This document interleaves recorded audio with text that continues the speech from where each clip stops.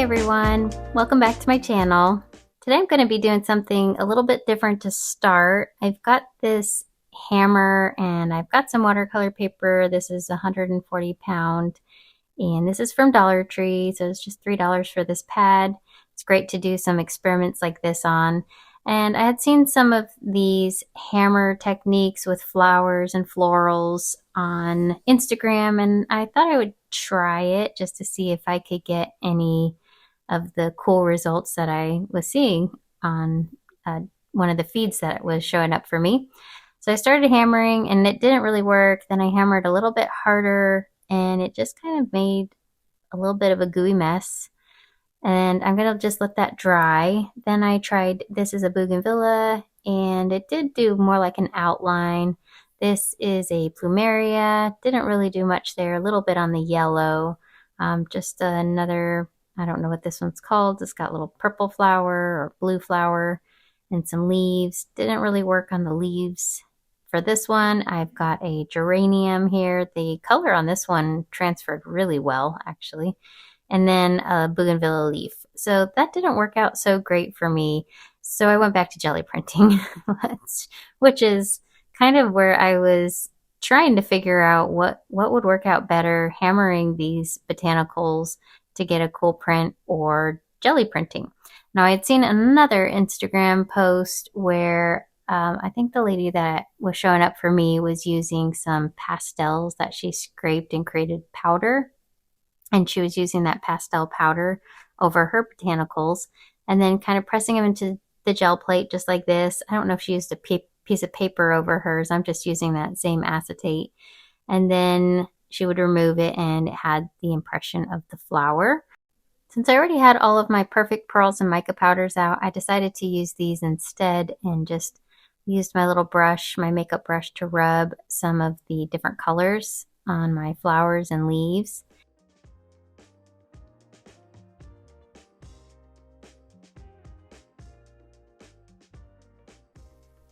Once I have the powder on the petals or the leaves, I just pressed it into the gel plate and used my piece of transparency film to hold it flat.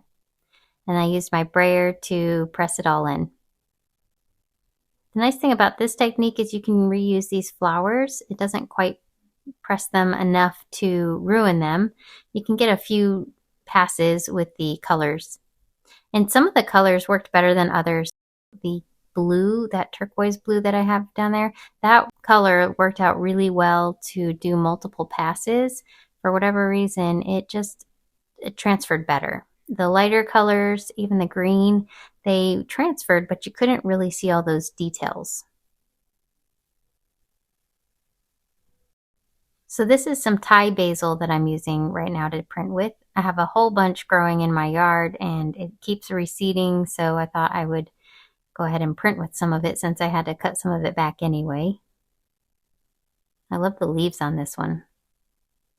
So this looks really cool, and you could see the different layers with the colors overlapping each other.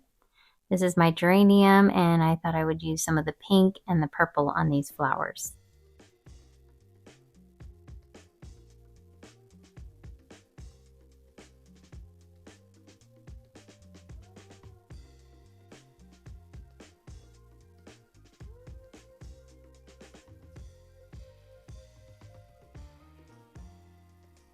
Now I am using freshly cut flowers. I don't know how well this would work if the flowers weren't fresh because they are still somewhat kind of wet and they are holding this powder until I transfer it onto the gel plate.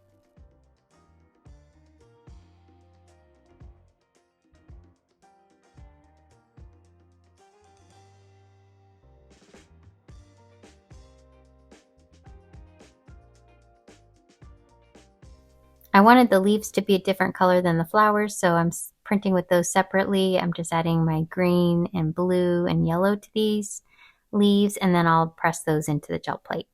I really love these geranium leaves. They have a really cool design to them. They're kind of a funky shape, but they're also nice and soft, and they hold these powders really well.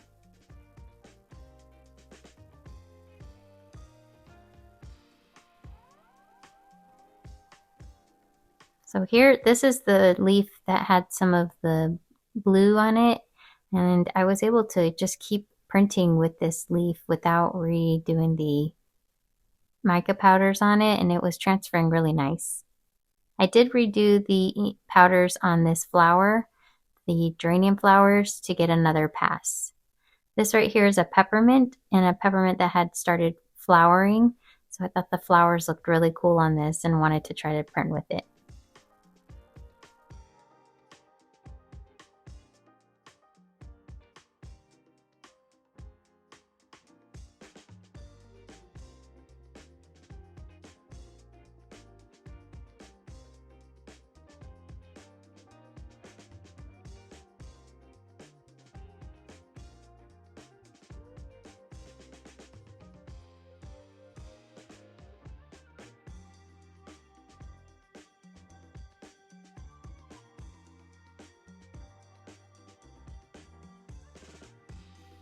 These are some jasmine flowers that fell on the ground and they were still pretty fresh.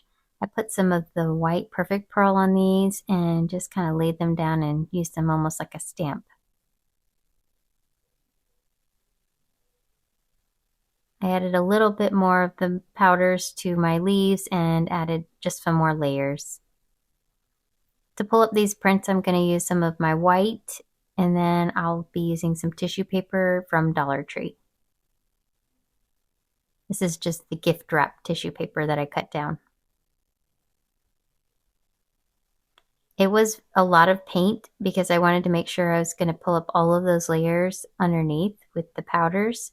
I did let these set on the gel plate for about 5 minutes. I don't like to leave it too long with the tissue paper because I'm afraid that it's just not going to come off. It's going to tear. But I wanted to leave it on long enough that it would pull up everything, except for where those little creases are. And you can see the colors on this look so cool. Kind of almost looks like a splash of color, but then every now and then you can actually pick out a design like a leaf or a flower petal.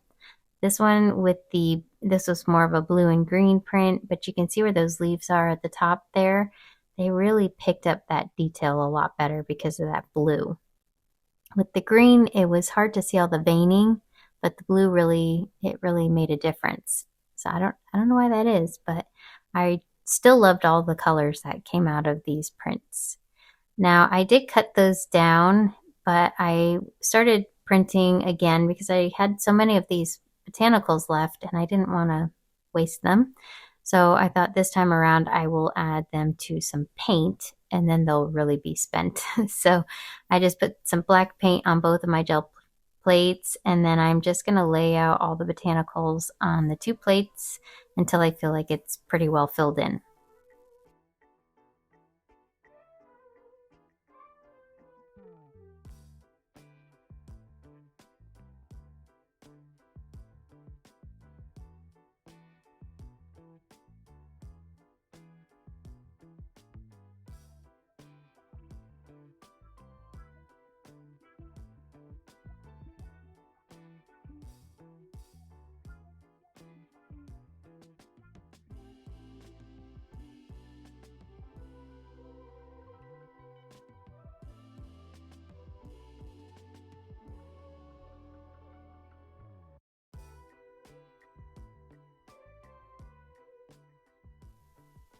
I used some more tissue paper to remove some of the black paint from the gel plate and just press in between all the flowers and the leaves.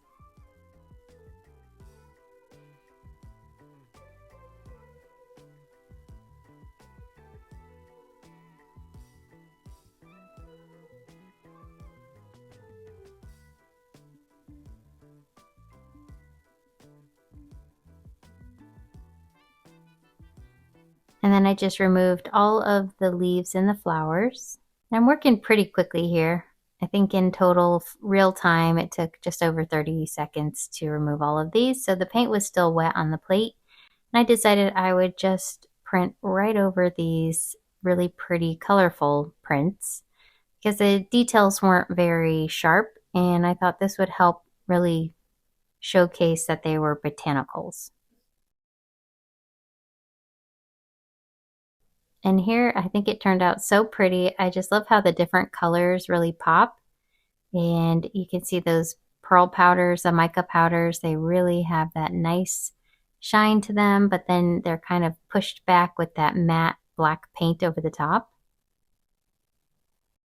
And for this one, again, just with those bright colors popping through the leaves and the flowers. And you can see some of those leaves in the background there with the blue, but there's still the impression of those. So I thought these turned out so cool. I went from having these cool black and whites to the colorful ones that have the impression of the flowers. And I just think they turned out beautiful. So I'll definitely be using these in most likely in a card on a card front. And for the black and whites, I'll probably use those in a little bit of collage because I can really layer those over something. And it's really nice to have a kind of like a black and white to push back on my very colorful printing that I do. I had so much fun just kind of playing around with these botanicals. I hope this inspires you to try some different mashup techniques and mixing things up. And I will catch you all in the next video. Thanks for watching. In the meantime, happy crafting, y'all.